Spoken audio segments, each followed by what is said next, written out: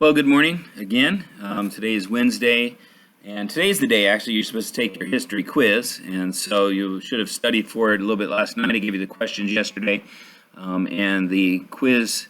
When you get done with the quiz, if you would like to, in fact, I would like for you to do this, go ahead and text me a picture of that, just like you did for the math test, and then I can just tell you which ones are correct or incorrect, and then I will send you back the grade, and I can record it, and we don't have to worry about exchanging those papers at all.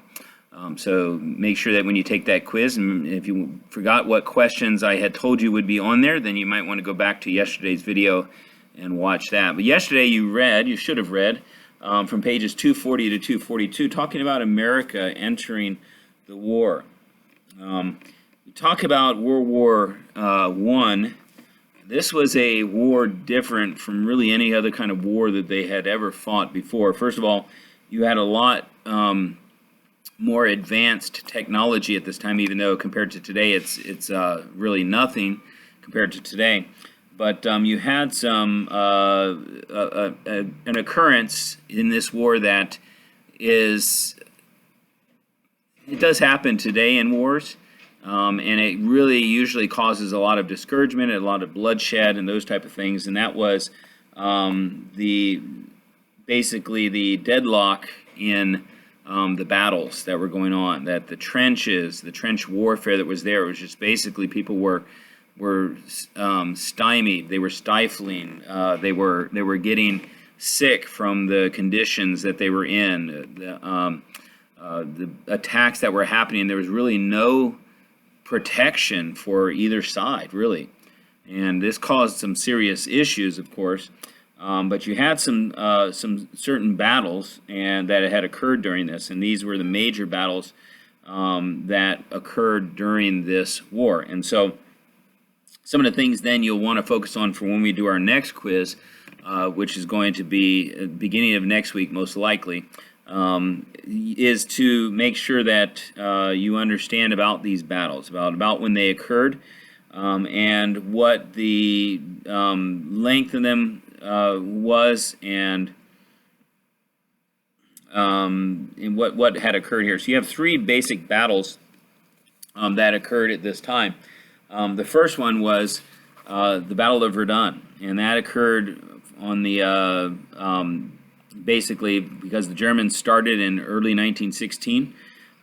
They had an attack. They wanted to capture Verdun, which is a French city surrounded by three rings of fortresses, but its defenses had been weakened, and the French had sent some of Verdun's weapons to be used in the fighting on the front. And so they felt that if they could get to this city, that would be a quick and decisive defeat and could really discourage the French as well. It says the Germans bombed Verdun's fortresses, and they did all kinds of things using machine guns and shells and poisonous gas. And by the way, through this, there is a group formed. We'll find out about this later, but a group formed called the League of Nations. The League of Nations eventually became the United Nations, but this League of Nations basically came up with some rules as far as what is allowed in war, what kind of things you're allowed to do and what you're not allowed to do. And so sometimes what it's called today is called the Geneva Convention. If you've ever heard of the Geneva Convention, it is basically a convention where countries signed to it and agreed that these are standards we will live by, that we will fight by when there's a war. And so supposed to work that way. But when you reach different dictators, when different dictators are involved, usually if it's to their disadvantage, or if they feel like that they just don't want to do it, they won't agree to the Geneva. Even if they've signed to it, they won't follow it. And so there are certain things, though, that those that have agreed to it that they would not do. One of them was to use chemical weapons, and that includes poisonous gas. And so not really too many gases that aren't poisonous, but in this particular case, these were things that caused some serious problems. It says that when the German foot soldiers began going into the city of Verdun, that they expected basically to find dead people there. But it says what happened was, as they're going there in their pride, which God seems to use against people in the end many times. It ended up being that the French fought them for 10 months. They expected to go in there in just a couple of days, a couple of weeks to get it taken over. But it says that there were hundreds of thousands of French soldiers killed or wounded during that battle. And it says the German losses were almost as great. And it was the longest battle of the war. You might want to know that question, the longest battle of the war. Then in July of 1916, which was, of course, it was during the time that Verdun was going on. They overlapped each other. It says British soldiers tried to draw Germans away from the fighting at Verdun. They attacked them at a point along the Somme River. The Battle of the Somme lasted 4 months. So they were trying to use this as an opportunity to keep the Germans from taking over the city of Verdun. And so in doing that, they caused the Battle of Verdun to last longer, but it also kept them from taking over the city.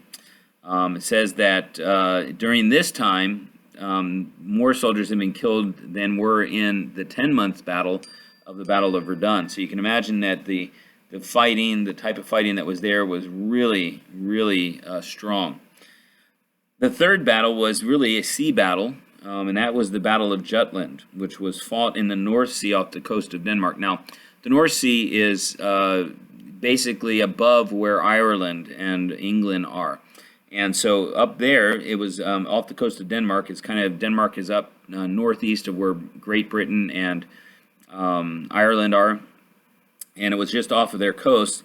And it says it was a quick and bitter battle. So it was very short. It said it lasted fewer than 30 minutes. But the British lost 14 ships and the Germans lost 11. So you can imagine the number of people that were killed because of that, those sailors that were there. And that says that battle really didn't have any effect on the war, but it had an important result. And it says the Germans decided to use their most effective strategy at sea, which was the U-boat. And it says they resumed unrestricted submarine warfare. Now, unrestricted submarine warfare basically meant that they didn't care what kind of a ship it was. They didn't care what kind of, whether it was friendly, unfriendly, well, I say friendly or unfriendly, if it was any kind of a ship, whether it was a warship or not, they were going to fire on it and they were going to try to destroy it. And that was something that the Germans had already promised not to do. And now they've changed their strategy.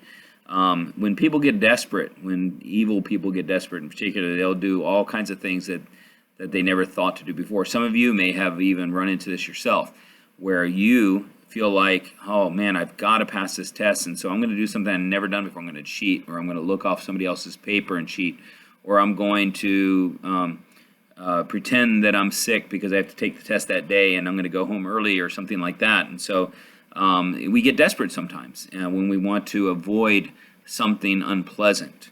And the Germans are trying to avoid being losers in this war, and so they decided that in their anger of losing, in their anger of possibly losing, that they decided they were going to do something that really wasn't right. It wasn't kind. It caused many people to die, and so they were many innocent people to die, civilians. And of course, the sinking of the Lusitania, which is what you find out later on. This is what got the United States, partly one of the reasons why it got the United States involved in the war. And so you have there at the bottom of page 241 a graph that says unrestricted submarine warfare plus the sinking of the Lusitania caused the Zimmerman, or plus the Zimmerman telegram caused America to, or led America into the war. In 1917, in that reading that we had, it says the third year of the war had cost millions of lives already. The nations at war had suffered heavy financial costs as well. Every country was tired of fighting, but the Allies and Central Powers were still deadlocked. Neither side was winning. President Wilson had won re-election in the United States, and his supporters reminded Americans that he kept us out of the war.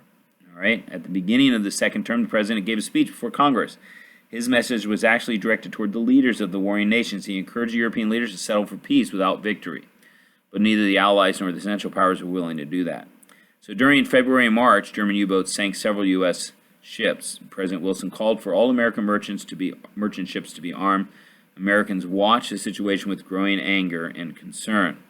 Then the Zimmerman telegram says that what happened was the German foreign minister, who was Arthur Zimmerman, I almost said cinnamon, but Arthur Zimmerman sent a telegram to Mexico. And what he was trying to do, he was trying to get Mexico to basically side with the Germans, fight against the United States, and while doing that, fighting against the United States, that basically when they won, Germany would give Mexico Texas and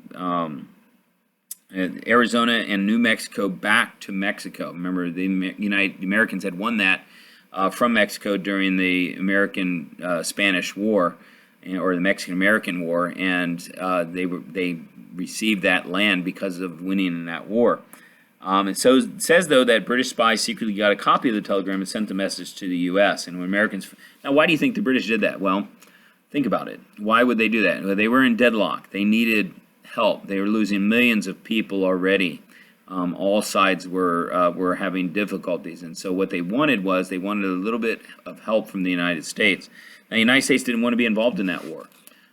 But with those three things that happened, that unrestricted submarine warfare, which endangered innocent lives, the sinking of the Lusitania, which cost over 1,000 lives, and many of them American lives, and then that Zimmerman telegram, which sort of showed a threat to the United States from Mexico, that is when the United States decided to go ahead and be a part of it. Now you see there in the picture on page 242, and we'll be over, we're coming over, and we won't come back till it's over there. George Cohan wrote that song over there. Cohan was an American songwriter who wrote Over There. It became one of America's most popular wartime songs. And still, you can find it today. You'll hear people talking about it today. But it says on April 2nd, and this would be a good date to memorize, that President Wilson, before Congress again, persuaded them to that America needed to make the world safe for democracy. You've heard that before. You've heard it from President Trump even. Make the world safe for democracy. And the idea that the people get to choose who leads them, and not a dictator, as it is often cause of the problem is dictatorship. And it says that Congress declared war on Germany 4 days later on April 6, 1917. It says the U.S. would enter the war on the side of the Allies, all right, not with Germany. And of course that came into play later on because Great Britain was one of our first. Actually, France was probably our first ally that we had, but then Great Britain became a very close ally because we came from Great Britain.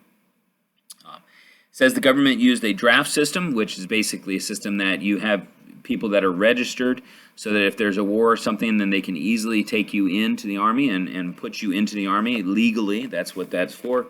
And then, so today, what you're going to be reading about is John J. Pershing.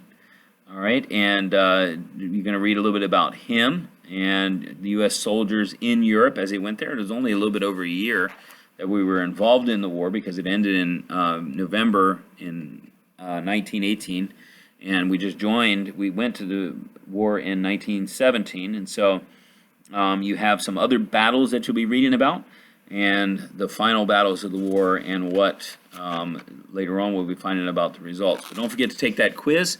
Have a wonderful day. Look forward to seeing you all in our classes, interactive classes.